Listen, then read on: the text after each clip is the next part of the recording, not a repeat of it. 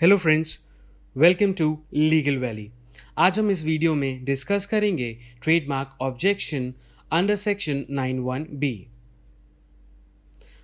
आज हम इस वीडियो के अंदर डिस्कस कर पाएंगे कि कैसे अपने ट्रेडमार्क ऑब्जेक्शन को आप अवॉइड करें। और मान लीजिए कि अगर आपकी एप्लीकेशन में ट्रेडमार्क ऑब्जेक्शन आ ही चुका है तो किन चीज़ों को अपने रिप्लाई की ड्राफ्टिंग में ध्यान रखें जिससे कि आप अपने ट्रेडमार्क ऑब्जेक्शन को वेव कर सकते हैं और एक्सेप्टेंस का ऑर्डर पा सकते हैं ट्रेडमार्क रजिस्ट्रेशन के लिए। आइए डिस्कस करते हैं। सेक्शन 91B को समझने से पहले हमें यह समझना होगा कि ट्रेडमार्क ऑब्जेक्शन आखिर होता क्या है। जब भी आप अपनी ट्रेडमार्क एप्लीकेशन को सबमिट करते हैं तो एग्जामिनर ऑफ ट्रेडमार्क जो होता है आपकी ट्रेडमार्क एप्लीकेशन को एग्जामिन करता है। एग्जामिन करने के बाद अगर एग्जामिनर को कोई डाउट होता है तो वो ट्रेडमार्क एप्लीकेशन में आपको ट्रेडमार्क एग्जामिनेशन रिपोर्ट इशू करके देता है या जनरेट करता है। इस ट्रेडमार्क एग्जामिनेशन रिपोर्ट के अंदर ग्राउंड्स ऑफ ऑब्जेक्शन होते हैं। ग्राउंड्स ऑफ ऑब्जेक्शन बेसिकली दो टाइप के होते हैं, absolute ground of refusal for registration and second one होता है relative ground of refusal for registration. इस केस के अंदर आज हम इस वीडियो में डिस्कस करेंगे सेक्शन 91B का ट्रेडमार्क ऑब्जेक्शन। आइए डिस्कस करते हैं नेक्स्ट स्लाइड के अंदर। अगर आपको कोई क्वेरी हो या कंफ्यूजन हो इस वीडियो से रिलेटेड तो आप हमें कॉल कर सकते हैं 9971687949 के ऊपर। आप अपनी क्वेरी को हमें व्हाट्सएप कर सकते हैं 8285813764 पे। आप हमारी वेबसाइट को भी रीच आउट कर सकते हैं और अपनी क्वेरी या व्हाट्सएप को हमारे लाइव चैट के फीचर में ड्रॉप कर सकते हैं। हमारी वेबसाइट का एड्रेस है www.legalvalley.in। आप अपनी क्वेरी या कंफ्यूजन को हमें ईमेल भी कर सकते हैं। हमारी ईमेल आईडी है official@legalvalley.in। अब हम सबसे पहले ये डिस्कस करेंगे कि एग्जामिनेशन रिपोर्ट आखिर होती कैसे है। एग्जामिनेशन रिपोर्ट के अंदर अगर आप फर्स्ट लाइन को देखेंगे तो इसके अंदर लिखा है the registrar of trademarks Delhi. Delhi जो वर्ड है वो इसकी ज्यूरिसडिक्शन को बताता है कि ये एप्लीकेशन दिल्ली से प्रोसेस हो रही है। उसके बाद आप नीचे फर्स्ट पैराग्राफ को देखेंगे जिसमें लिखा गया है सेक्शन 91B। ये आपका ऑब्जेक्शन है जो आपकी ट्रेडमार्क एप्लीकेशन के ऊपर रेज किया गया है। अब आप नीचे देखेंगे तो इसकी एक टाइमलाइन दी गई है जिसके अंदर आपको एग्जामिनेशन रिपोर्ट मिलने के 30 दिन के अंदर अंदर अपना रिप्लाई सबमिट करना है। अगर आप ऐसा नहीं करते हैं तो आपकी एप्लीकेशन को अबेंडन मान लिया जाएगा डिपार्टमेंट के द्वारा। अब हम समझते हैं section 91B of the trademarks act 1999 के बारे में।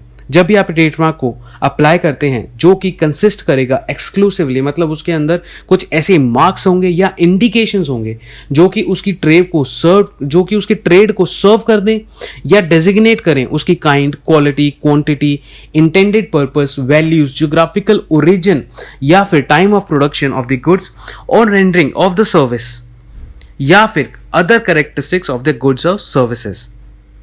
अब हम इसको थोड़ा सा डिटेल में एक फ्लो चार्ट के थ्रू समझने की कोशिश करेंगे। आइए समझते हैं।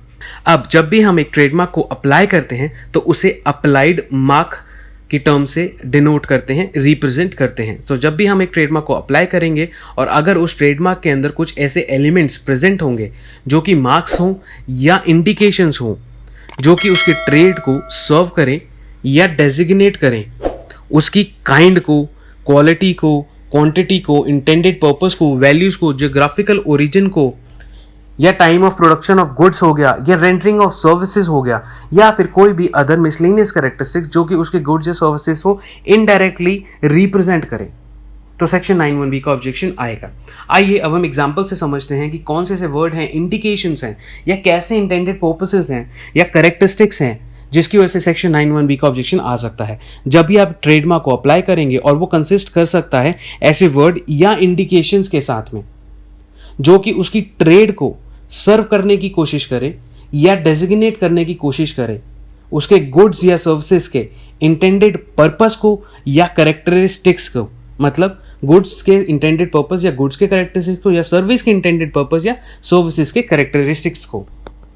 उस केस में आपका सेक्शन 91B का ऑब्जेक्शन आने के बहुत हाई चांसेस रहते हैं। अब हम समझते हैं वर्ड कैसा। जैसे इसमें आप देख सकते हैं कैनाइन। कैनाइन होता है जनरल टर्म्स में डॉग से रिलेटेड, तो आपने डॉग फूड को रिप्रेजेंट करने करा, कैनाइन डायरेक्टली वर्ड डाला। आपने हर्बल वर्ड डाल दिया, हर्बल टी के साथ में, ऑर्गेनिक फूड है। अगर आपने एक फ्लाइंग कार मतलब उड़ती हुई कार बनाई और फ्लाइंग कार ही अप्लाई कर दिया तो उसके अंदर आपने फ्लाइंग वर्ड डायरेक्टली डाला। आपने एक गार्ड बनाया जो ट्रैक्टर से डील करता है और आपने उसका नाम ट्रैक्टर गार्ड रख दिया, तो उस केस में आपका सेक्शन 91B का ऑब्जेक्शन आने आने के बहुत हाई चांसेस होते हैं। अब हम समझते हैं आपके इंडिकेशंस ऐसे कौन से होते हैं। जैसे कि आप यहाँ देख सकते हैं सुपर 20T लिखा हुआ है आपने, तो इस केस के अंदर आपने टी की सुपर क्वालिटीज के बारे में बताया। फ्रूट्स, हायत फ्रूट्स, ये फ्रूट सिर्फ हायत के पास ही मिलेंगे। अब यहाँ पे इंडिकेशंस हैं, इसमें आपने फ्लेक्सीवुड, वुड्स की क्वालिटी को लेकर के आपने लिखा, वो फ्लेक्सिबल था तो फ्लेक्सीवुड दिया, और मान लीजिए आपने मेटल दिया तो स्ट्रेंथ मेटल अप्लाई करा, तो आपने इंडिकेट करने की कोशिश करी उसकी क्वालिटी को, काइंड को, इन सब चीज़ों को।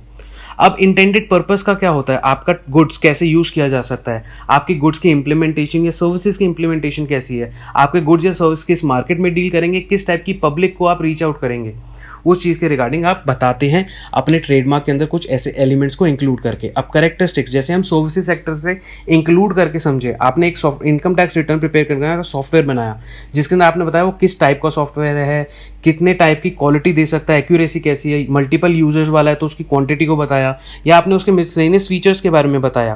तो उस केस के अंदर आपने अपनी सर्विसेज के काइंड, क्वालिटी, क्वांटिटी या फीचर्स के रिगार्डिंग बता दिया, या आपने अपने गुड्स के काइंड, क्वालिटी, फीचर्स के बारे में बताया गया, तो वो करेक्टरिस्टिक्स हो गए, मिसलेनियस करेक्टरिस्टिक्स हो गए। तो उस केस के अंदर आपका सेक्शन 91B का ऑब्जेक्शन आएगा ही आएगा। अब हमारा मेन क्वेश्चन आता है, how to avoid trademark objection. So जब भी आप एक अपना ट्रेडमार्क अप्लाई करते हैं तो उस केस के अंदर आपको हमेशा ये ध्यान रखना है कि आपका जो ट्रेडमार्क है वो उसकी काइंड, क्वालिटी, क्वांटिटी को एक्सप्लेन ना करे। आपका जो ट्रेडमार्क है वो अपने time of production of goods या रेंडरिंग ऑफ सर्विसेज को एक्सप्लेन ना करे। आपका जो ट्रेडमार्क है वो अपने इंटेंडेड पर्पस या कैरेक्टरिस्टिक्स को एक्सप्लेन ना करे। ये सेक्शन 91B आपको बोलता है।